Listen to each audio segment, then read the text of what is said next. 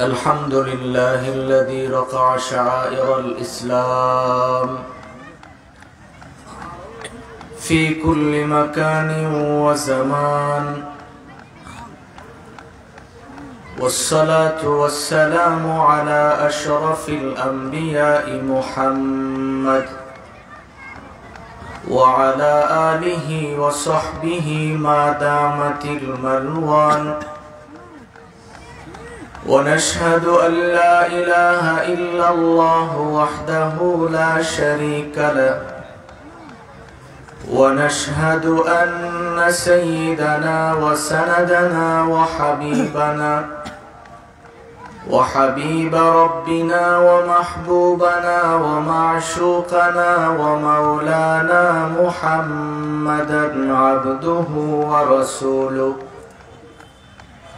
صلى الله تعالى عليه وعلى آله وأصحابه وبارك وسلم تسليما كثيرا. أما بعد، فأعوذ بالله من الشيطان الرجيم. بسم الله الرحمن الرحيم. ألهاكم التكاثر حتى زرتم المقابر. صدق الله مولانا العظيم، وصدق رسوله النبي الأمي الكريم، ونحن على ذلك من الشاهدين والشاكرين، والحمد لله رب العالمين. اللهم صل على محمد وعلى آل محمد كما صليت على إبراهيم وعلى آل إبراهيم إنك حميد مجيد. اللهم بارك على محمد وعلى آل محمد كما باركت على إبراهيم وعلى آل إبراهيم إنك حميد مجيد. لا إله إلا الله الحليم الكريم. سبحان الله وبحمده سبحان الله العظيم. سبحانك لا علم لنا إلا ما علمتنا إنك أنت العليم الحكيم। দারুল হাদিস ইসলামিয়া বালিকা মাদ্রাসা দুর্গাপুর কর্তৃক আয়োজিত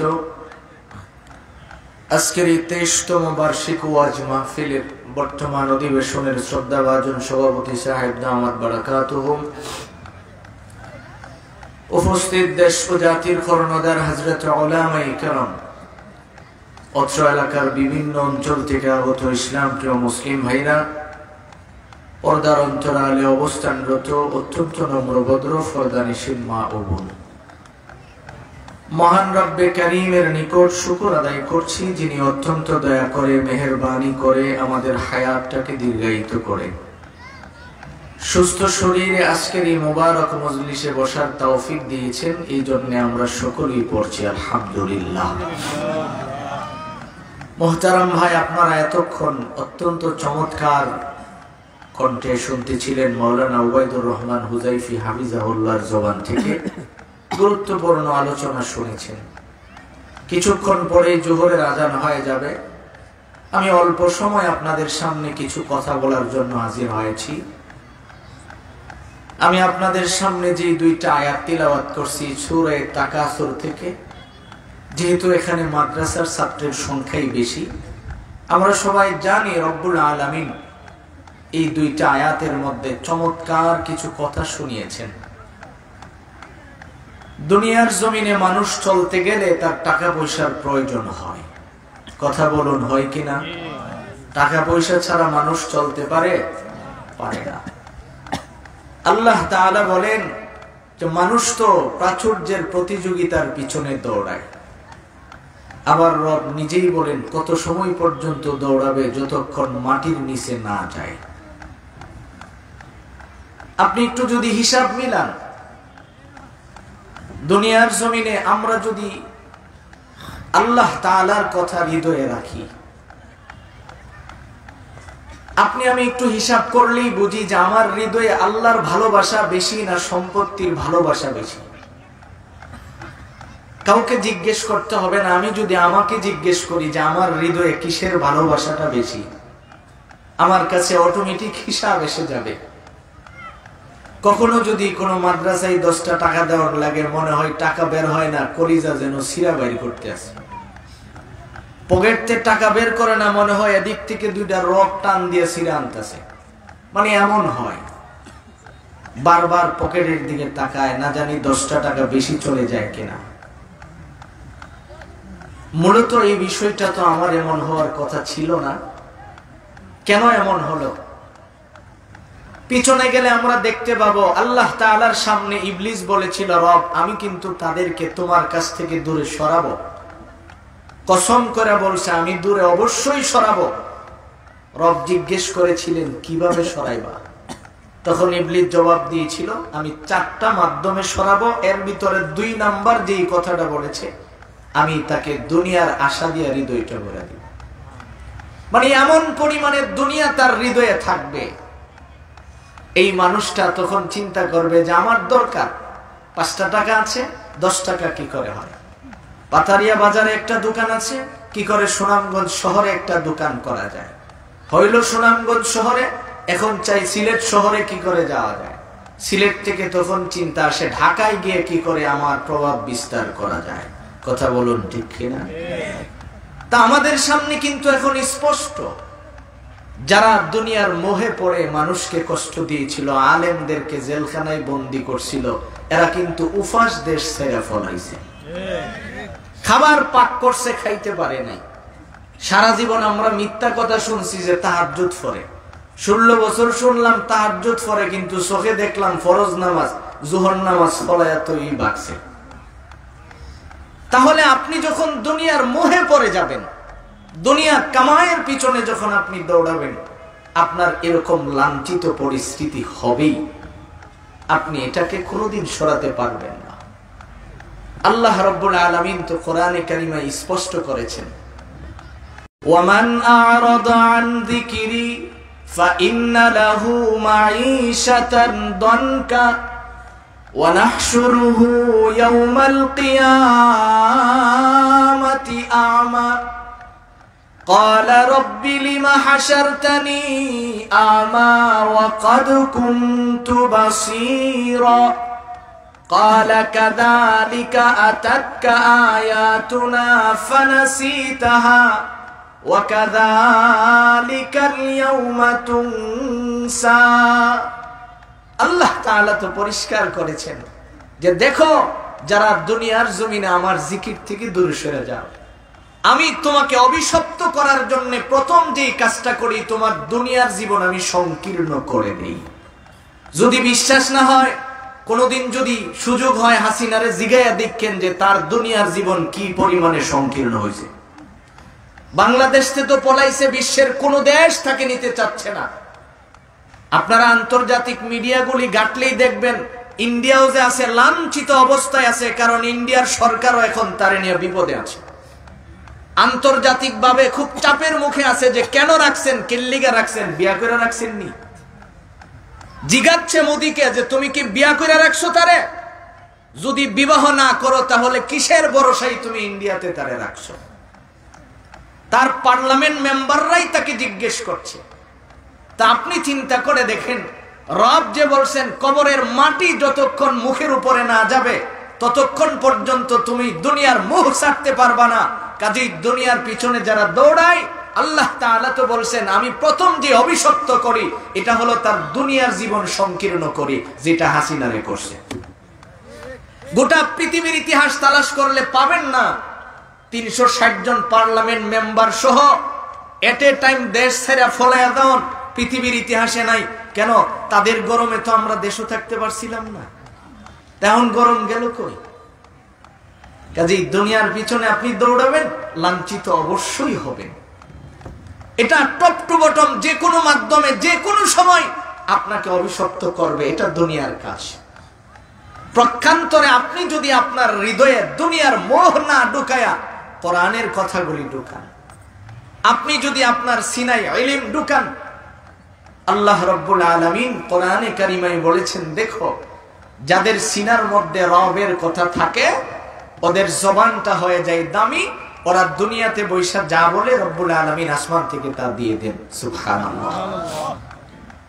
বুড়ি বুড়ি প্রমাণ আছে, আমি ওদিকে যাব না। আমি যেই কথাটা বলতে চাইছিলাম, আমাদের মা বাবারাও চিন্তা করে যে আমাদের সন্তানগুলিকে কি করে দুনিয়া কামাই করার রাস্তা শেখানো যায়, অথচ আমাদের তো উচিত ছিল যে আমার সন্তানকে আমি কি করে আল্লাহ চিনাতে পারি, এই জিনিসটা তার হৃদয়ে যেন ঢুকে। কথা বলুন ঠিক কিনা? যেহেতু এটা একটা বালিকা মাদ্রাসার প্রোগ্রাম, আমরা যদি একটা ইতিহাস বুঝি, কুতুবউদ্দিন বখতিয়ার কাকি রহমতুল্লাহি আলাইহি এমন বড় একজন বুজুর্গের নাম, যিনি মুস্তাজাবুদ দাওয়াহ একজন বুজুর্গ ছিলেন। ওনার জীবনী তালাশ করলে পাওয়া যায় কাবার গুরুত্বপূর্ণ একটা জায়গার নাম হলো মুলতাজাম। আপনারা কি আমার ভাষা বুঝেন? মনে হয় আপনারা খুব রাগ করছেন যে হুজুর এখন উঠতে যাইতাম গামনে, কেন আমরা বয়া রাখছেন, এমন কোনো কিছু? তাইলে আপনারা আমার সাথে একটু আওয়াজ দিবেন ইনশাআল্লাহ। যারা ভলান্টিয়ারের দায়িত্ব পালন করতেছেন একটু মাঠে বয়া ফুরুন, কারণ আমরা জানি আমাদের চতুর্দিকে রহমতের ফিরিস্তা আছে। বলেন কে আছে? আওয়াজ দিয়ে বলেন কে আছে? আরো জোরে বলেন। তাহলে মানুষ আমরা ফাহারা দেওয়ার দরকার নাই তো। দামি জিনিস পাইলে কম দামি ফাহারা নিতাম কিল্লিগা। এই জন্য যারা দাঁড়ায় রয়েছেন অপশন দুইটা, হয় বইবেন নাইলে ভাগবেন, আমার কোনো অসুবিধা নেই। আপনি থাকলেও তো আমার যেই কথা, না থাকলে কি কথা? কারণ কে বসবে এটা নির্বাচন কে করবেন? বলেন না কে করবেন? আল্লাহ। তাহলে আমি আপনার পিছনে সময় দিব কেন? এবার আসুন মোহতারাম ভাই, যেই কথা বলতেছিলাম, কুতুবউদ্দিন বখতিয়ার কাকি এমন একজন ব্যক্তি, কাবার প্রসিদ্ধ জায়গা মুলতাজাম বরাবর দাঁড়ায়া কোরআন শরীফ পড়তেছেন। খাদেম এসে বলছে, হুজুর কার ব্যর্থ হয়ে গেছে। কি হয়েছে? আপনি এখানে আসবার আগে যে ফতোয়া দিয়ে এলেন সরকারের বিরুদ্ধে, সরকার তো লোক পাঠাইছে আপনারে ধরে নিয়ে ফাঁসিতে চড়াইব। তো উনি বলেন তাইলে ঠিক আছে। এবার মুলতাজামে হাত দিয়ে কয়, রব ফতোয়াটা তো আমি তোমার দিয়েছিলাম, তো ফতোয়া আমি তোমার দিছি, তাইলে আমারে মারবে কেন? মারতে হইলে তো তোমারে মারবে, কারণ কথা তো আমি তোমার পক্ষে বলছি। এই কথা বলে চোখ থেকে পানি ছাড়ছে। কিছুক্ষণ পরে খাদেম এসে কয়, হুজুর কাম তো উল্টা হয়েছে। কি হয়েছে? যে গুড়াই ছড়ে আসতেছিল আপনাকে নিয়ে যাবে, সেই গুড়াই নাইস দিয়া তারে ফালায়া ফেটের মধ্যে এমন জোরে ফাড়া দিছে, নারী বড়ি সব বেরোয় এসে জায়গায় ভরে গেছে। সেই কুতুবউদ্দিন বখতিয়ার কাকি ছোটবেলায় মাকে বলতেছে, মা আপনি আমাকে ওয়াকফ করে দেন, আল্লাহর রাহে আমাকে ওয়াকফ করে দেন। মা বলে, সন্তান তুমি ছোট মানুষ, ওয়াকফের মাসালা বুঝো না, ভালো করে বুঝা বলো। মাদ্রাসার ছাত্র ভাইদেরকে বলছি শোনেন, বাবাদেরকেও বলছি আপনারাও শোনেন। আপনার ছেলের যদি হুজুর খালি একটা ধমক দেয়, আপনি খাল চাষ করতে করতে ক্ষেতের থেকে আইছেন, লুঙ্গিটা বর্ডারের খান্দা পর্যন্ত উঠে রাখছেন, লাডিটা লয়া সুজা হুজুরের কাছে আয়া দাঁড়াইন, সামনে দাঁড়ায়া বলেন, আপনার এত সাহস, জানেন আমি আমার ছেলেটারে একটা ফুলের টুকাও দেয় না, আপনি লাঠি দিয়ে আঘাত করছেন। এই যে কথাটা বললেন, আপনি তো আপনার সন্তানের জীবনটাকে নিজ হাতে কবর দিয়ে দিলেন। আমি আমার কথা বলি, আমার বাচ্চা, আমার ছেলেটার বয়স 7 বছর। তা আমার ছেলেরে আমি মাদ্রাসায় নিয়ে যখন যাই, আমি আমার ছেলের উস্তাদের সামনে আমার ছেলে যেইভাবে বসে আমি এইভাবে বসি। তো উস্তাদগুলি লজ্জা পায়, ওনরা দাঁড়ায় আমাকে তাদের কাছে নিতে চায়, আমি যাই না। কারণ আমি জানি আমার ছেলেকে আমার পড়ানোর কথা ছিল, দিন শিখানোর কথা ছিল, আমি পারতেছি না। যেই উস্তাদরা আমার সন্তানের পিছনে মেহনত করছেন, তারা তো আমার উস্তাদ সমতুল্য। এই চিন্তাটা আপনি যখন আপনার মাথায় ঢুকাবেন, আপনার সন্তান কাজে লাগবে। আপনি তো তার ভিন্ন চিত্র মানুষকে দেখাচ্ছেন। কুতুবউদ্দিন বখতিয়ার কাকি যখন বললেন আমার আল্লাহর রাস্তায় ওয়াকফ করে দেন। আমাদের ছোটবেলা আমরা যখন হেফজ পড়ি তখন দেখছি মানুষ তার সন্তান নিয়ে আইসা হুজুরের কাছে কইতো হুজুর তারে মানুষ করতে গিয়া যা করণ লাগে আপনি করবেন, যত ফিডন লাগে ফিডবেন, গুস্ত রাইক্কা দিবেন, খালি কম কালটা আমারে দিলেই হইতো। আজকে আমাদের চিত্র আমরা চেঞ্জ করে ফেলছি, যার কারণে আমাদের সন্তানগুলি দিন শিখতে পারতেছে না। কথা বলুন ঠিক কিনা? এবার কুতুবউদ্দিন বখতিয়ার কাকি বলেন না আমি বুঝেই বলছি আমার ওয়াকফ করে দেন। মা বললেন যাও তোমাকে আমি আল্লাহর রাস্তায় ওয়াকফ করে দিলাম। চলে গেলেন, 18 বছরের ভিতরে যুগ শ্রেষ্ঠ মুফাসসির হয়ে গেলেন। সবকিছু কমপ্লিট করে বাড়িতে আসছে, ঘরের দরজায় এসে রাত্রে ডাক দিছে, মা দরজা খুলে। মা জিগাই তুমি কে? তখন বলতেছেন আমি কুতুবউদ্দিন। এই কথা বলার পরে মা বলেন আমার কুতুবউদ্দিন তো আসার কথা না, কারণ আমি তো তার ওয়াকফ করে দিছি। না মা আমি আসছি। মা বলেন আসলেও কাজ হবে না, কারণ আমি দরওয়াজা খুলবো না, আমি তো তোমাকে হাসরের দিন আমার আল্লাহর কাছ থেকে বুঝে নিব। সুবহানাল্লাহ। তা আপনি আপনার সন্তানকে কি করে হুজুরের কাছে দিয়ে আবার লাডি লয়ে গিয়ে হুজুরের সামনে দাঁড়ান? এই কুতুবউদ্দিন বখতিয়ার কাকি যখন মায়ের পেটে, বাবা বিদায় হয়ে গেছে, মা বড় কষ্ট করে সন্তান দুনিয়াতে আগমন করলেন। এবার দুধ পান করানোর সময় নিজে উজু করেন, ডান দিকে শোয়া 9 পারা কোরআন তিলাওয়াত করে, বাম দিকে শোয়া 9 পারা কোরআন তিলাওয়াত করে মা তাকে দুগ্ধ পান করায়। পাথারিয়ার মাদেরকে বলবো, দরগাপুরের মা আপনি চিন্তা করে দেখেন তো যে আপনি আপনার সন্তানকে দুধ পান করানোর সময় কি করেন? টেলিভিশনের রিমোট চালান। আপনি মনে করেন এখন আমার অবসরের সময় বসে বসে মানুষের গীবত করেন, গল্প করেন, তাহলে আপনার সন্তান কি করে মানুষ হবে? এবার সন্তানকে দুগ্ধ পান করাচ্ছেন, মোটামুটি কথা যখন বলতে শুরু করছে তখন শিখিয়েছেন যে তুমি পড়ো লা ইলাহা ইল্লাল্লাহ। এই জন্য নবীজি বলছেন শোনো, দুনিয়ার জমিনে 4টা জিনিস আল্লাহর কাছ থেকে চায়া নিতে হয়, এটা এমনি এমনি আসে না। قال النبي صلى الله عليه وسلم أربع من أعطيهن فقد أوتي خير الدنيا والآخرة قلب شاكر ولسان ذاكر وبدن على البلاء صابر وزوجة لا تبغيه خونا على نفسها ولا ماله। আমার ভাইজান, আপনার আমার নবী বিশ্ব নবী মুহাম্মদুর রাসূলুল্লাহ সাল্লাল্লাহু আলাইহি ওয়াসাল্লাম বলেন, উম্মত শোনো, দুনিয়ার জমিনে তুমি যদি 4টা জিনিস পাওয়া যাও, দুনিয়া এবং আখিরাতের যত ভালো জিনিস আছে সব যেন আল্লাহ তোমারে দিয়ে দিবেন। সুবহানাল্লাহ। 4 জিনিসের 1 নাম্বার, তুমি আল্লাহর কাছে বলবা রব আপনি আমারে এমন একটা কলব দিয়া দেন যেই কলব সব সময় শুকরিয়া আদায় করে। কার? জোরে বলুন না কার? 2 নম্বরে নবীজি বলেন ওয়ালিসানুন যাকির, আয় রব তুমি আমারে এমন একটা জবান দিয়ে দাও যেই জবান সব সময় জিকির করে। কার? আরো জোরে বলেন। কুতুবউদ্দিন বখতিয়ার কাকি আবার কথা বলে, মোটামুটি কথা যখন বলতে পারে মা বলেন তুমি বলো লা ইলাহা ইল্লাল্লাহ। তুমি জবান দিয়ে বলো লা ইলাহা ইল্লাল্লাহ। তুমি যখন সময় পাও তখন বসে বসে জিকির করো। মা তার সন্তানকে শিখাচ্ছেন। আয় দরগাপুরের মারা আপনি ভালো করে বুঝালেন, আপনি আপনার সন্তানকে যখন দুনিয়ার শিক্ষা শিখান, আপনার তো উচিত ছিল আপনি বসে বসে সন্তানকে বলবেন তুমি পড়ো লা ইলাহা ইল্লাল্লাহ। কয়জন মা আছে সন্তানকে পাশে বসে এইগুলি পড়ায়? অথচ যিনি বলেন লা ইলাহা ইল্লাল্লাহ তার দাম কম না বেশি? জোরে বলুন না অল্প না বেশি? আল্লাহ তাআলা কোরআনে কারিমে পরিষ্কার বলেছেন, আলাম তারা কাইফা দরাবাল্লাহ মাসালান কালিমা তাইয়িবাতান কাশজারাহ তাইয়িবাতিন আসলুহা সাবিত ওয়া ফারউহা ফিস সামা রব্বুল আলামিন কয় যারা দুনিয়ার জমিনে জবান দিয়ে বলেন লা ইলাহা ইল্লাল্লাহ, এদের দৃষ্টান্ত হলো পবিত্র গাছের মতো। সুবহানাল্লাহ।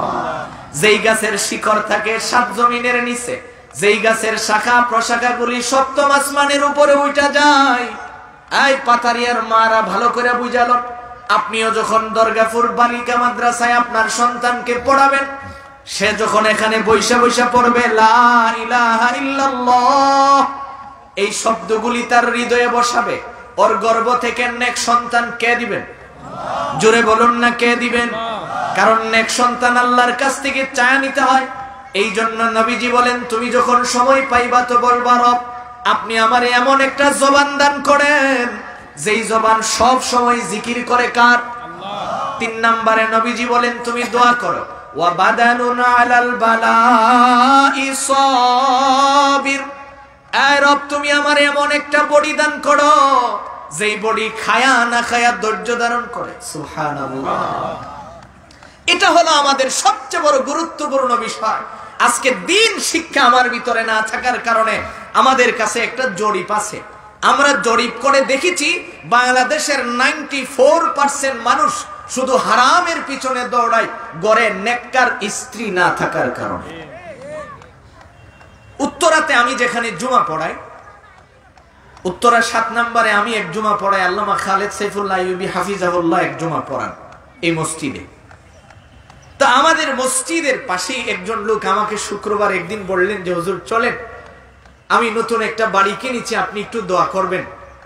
স্বৈরাচার সরকারের একজন খুব গুরুত্বপূর্ণ ব্যক্তি, নামটা বললাম না, আমাকে নিয়ে গেলেন ওনার বাসায়। যাওয়ার পরে আমি বললাম যে আপনি যে এত সুন্দর এত বড় বাড়ি বানালেন, হুজুর আপনি একটু ঘুরে ঘুরে দেখেন, আমি আপনাকে দেখাচ্ছি। এক পর্যায়ে আমাকে নিয়ে গেল একটা রুমের মধ্যে, চতুর্দিকে গ্লাস লাগানো, ছোট্ট একটা রুম, চতুর্দিকে গ্লাস, তার মধ্যে সিঙ্গেল একটা খাট আছে। আমি তো ঘরটা দিকে আচানক হয়ে গেছি, ভাবলাম এরা তো বিশ্বাস করুন যায় না, কোন বিপদে পড়ি, ভিতরে যায় না। আমার আসেন ভিতরে, ভিতরে নিয়ে আমাকে বসালেন। আমি বললাম ভাইজান আপনার বেডরুমের ভিতরে এরকম ছোট্ট করে একটা আয়না ঘর যে কইতো, আয়না ঘরের গল্প আপনারা জানেন না, ওই আয়না ঘরের মতো এরকম একটা আয়না ঘরের ভিতরে আমারে ঢুকাইলেন। ভাই কোন বিয়াদবি থাকলে কোন মাফ চাইলাই, কিন্তু হ্যাঁ আমার আটকায়েন না। না হুজুর এটা যে বানাইছি আমি তো এখানে ঘুমাই। আমি বললাম আপনি ঘুমান মানে? আপনার স্ত্রী সন্তান এখানে তো থাকার জায়গা নেই। কোনা ওদেরকে তো বিশ্বাস করা যায় না। চিন্তা করে দেখেন হুজুর এটা রিমোট কন্ট্রোল করা, আমি এখানে শুয়ে শুয়ে ঘুম যাই, আমি তো আমার স্ত্রীকে বিশ্বাস করতে পারতেছি না, ওরা যদি আমার মায়েরা আমার সম্পত্তি গুলি লয়ে যায়। চিন্তা করেন, রব যে বলছেন দেখো তুমি যদি দুনিয়ার মোহে পড়ে যাও তাহলে তোমার দুনিয়ার শান্তি তো হারায়া যাবে। কথা বলুন ঠিক কিনা? ওর কি কোনো শান্তি আছে? আমি রাত যতটাই বাসায় ফিরি, আমার ছোট্ট ছোট্ট 2টা মেয়ে আছে, দৌড়ে এসে আমার উপরে পরে আমি কম্বল দিয়ে জড়ায় শুয়ে থাকি, এর সে শান্তির আর কিছু আছে? সুনামগঞ্জের ভাইরা আপনারা খেতে খামারে কাজ করে আইসা ঘরে যখন ঢুকেন, বাচ্চাগুলির দেখলে হৃদয়টা কে খুশি করে দেন? জোরে বলুন না কে দেন? আল্লাহ। মারিয়াম আলাইহিস সালাম পুরা পেরেশানির ভিতরে সন্তানকে কোলে নিছেন। আল্লাহ তাআলা তাকে বললেন ফাকুলি ওয়াশরাবি, খাও পান করো। অতঃপর খাইলেন, পান করলেন, স্বাভাবিক যখন হইলেন আল্লাহ নির্দেশ করলেন ওয়াকাররি আইনা, এবার তুমি তোমার সন্তানের দিকে তাকাও। যেই তাকাইছে পিছনের সমস্ত দুঃখ কষ্ট ভুলে গেছে। সুবহানাল্লাহ। তখন আমি চিন্তা করলাম যে কি পরিমাণের অশান্তিতে তারা আছে। আমরা যেখানে সন্তান দেখলে খুশি হই, ওরা দেখে খুশি হইতে পারে না। এই জন্য নবীজি বলেন শোনো, তুমি আল্লাহর কাছে দোয়া করবা রব আমারে এমন বডি দাও যেই বডি খায়া না খায়া কি করে? ধৈর্য ধারণ করে। 4 নম্বরে বিশ্ব নবী বলেন তুমি দোয়া করো আল্লাহ তুমি আমার এমন স্ত্রী দান করো যেই স্ত্রী নিজের সতীত্বর হিফাজত করে এবং স্বামীর মালের হিফাজত করে। এই 4টা জিনিস যদি আল্লাহ তোমাকে দান করে, নবীজি বলেন দুনিয়া আখিরাতের যত মঙ্গল আছে সব যেন আল্লাহ তোমাকে দিয়ে দিয়েছেন, যত কল্যাণ আছে সব যেন আল্লাহ তোমাকে দিয়েছেন। এই জন্য মোহতারাম ভাই যেই কথা বলতেছিলাম, আল্লাহ তাআলা বলেন দুনিয়ার মোহে যারা পড়ে যায় ওদের দুনিয়াটা ছাড়ে না, তাদের পিছু ছাড়ে না কতক্ষণ, যতক্ষণ পর্যন্ত কবরের মাটি তার মুখের উপরে না পড়ে। কাজেই ভালো করে বুঝালন, দুনিয়াতে চলতে গেলে টাকার প্রয়োজন আছে, কথা বলুন ঠিক কিনা?